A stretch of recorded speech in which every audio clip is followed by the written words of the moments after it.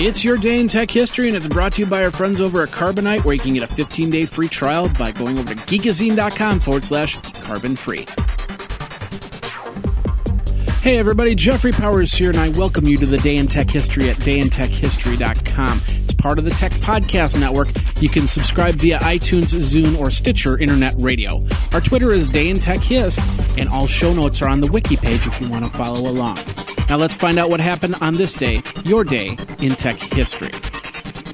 August 20th, 1959 is where we're going to start today. Bell Laboratories announces the development of self-contained electronic artificial larynx for people who lost their voices through surgical intervention. 1991, Apple Computer and Adobe Systems sign a letter of intent for Apple to include Adobe's font technology in future Apple System 7 operating systems. 1993, Federal Trade Commission decides by 4-1 vote to cease investigating Microsoft for unfair trade practices.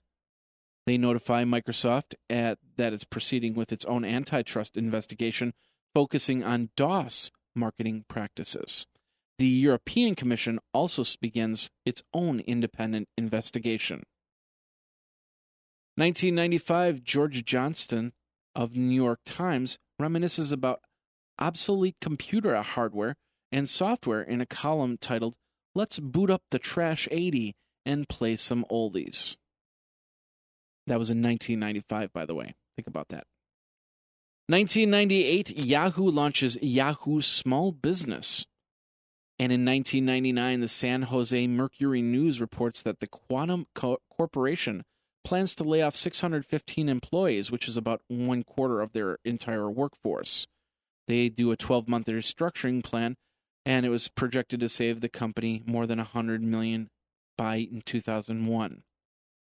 And version 3.6 of the Spitfire BBS software is released. If you're a small or medium business that doesn't have any type of backup to their computer off-site, well, you need to start, because you never know. Fire, flood, theft, all these things can turn your business from a great success to a great failure. And we don't want that. We want you to bring everything back so you can make the next social network or make the next big thing, and do that by backing up all your stuff offsite by using Carbonite.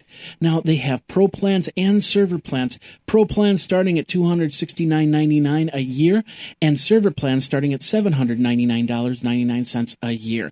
You can hook up unlimited computers or servers. It is easy to use web dashboard, and it's all HIPAA compliant if you are a startup healthcare. Awesome there.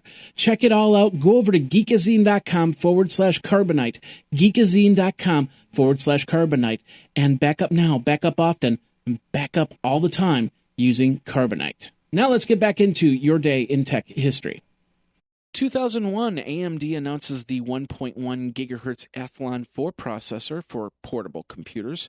It featured a 200 megahertz system bus, PowerNow technology, and streaming SIMD extensions. It costs $425. AMD also announced the 900, 950, and 1000 megahertz Duron processors for portable computers. They featured the 200 megahertz system buses, 64 kilobit level 2 caches, PowerNow technology, and streaming SIMD extensions. Prices started at $130. Also in 2001, Apple Computer begins shipping a PowerMac G4 computer with dual 800 megahertz processors, a CD rewritable DVD-R SuperDrive, 256 megabytes RAM, and an 80 gigabyte hard drive. The price was $3,499. Hewlett-Packard announces the DVD-100i DVD writer, which was to be released in September. It was the first consumer-grade DVD plus RW drive available for personal computers, and would cost $599. And also in 2001, the Wireless Developer 2001 conference is held in Santa Clara Weinstein Hotel in California. In 2002, AMD releases the 2 GHz Athlon XP 2400 Plus processor for $193, and the 2.133 GHz Athlon XP 2600 Plus processor for $297. Sony announced that the production of Betamax videocassette recorders would cease after just 2,000 more units were produced by the Japanese market. And version 3.06 of the OCaml programming language is released. 2004 version 1.20 of IM2, a multi-protocol instant messaging application for Microsoft Windows, is released. 2006, the website of notorious hacker Kevin Mitnick is defaced by Pakistani hackers with offensive messages. 2008, AOL launches AOL Instant Messenger 7. Also in 2008, after weeks of silence, Apple finally announces that they are aware of the 3G issues people were having with their phones. A rare letter from Steve Jobs was sent out saying that the fix would definitely be done by the next update, and it was a software fix. An Alabama woman seeks a class action status in a lawsuit that charges Apple's iPhone 3G network is slower than advertised. Also in 2008, American Airlines launched the in-flight Wi-Fi system, $12.95 for 3 hours. The FCC finishes their outline for Comcast's attempt to filter BitTorrent users.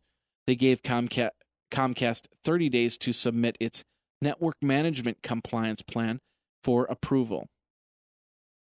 And Microsoft launches PhotoSynth, which is a 3D approach to photographs. In 2009, Google mobile team opens up an image search results for mobile phones.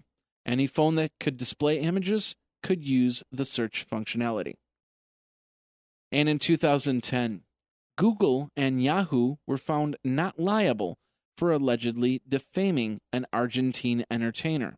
Now, the entertainer sued because when you were searching her name, pornographic websites would show up in the search results. And also in 2010, Google acquires Like.com, which is a visual search and e-commerce engine. And that's your day in tech history. My name is Jeffrey Powers, www.dayintechhistory.com. All the show notes are over at wikizine.com, Geekazine's wiki. And of course, you can like the Facebook page and follow Twitter at DayInTechHist. Until tomorrow, take care. Day in Tech History is copyright 2014 JMP Enterprise and Geekazine.com.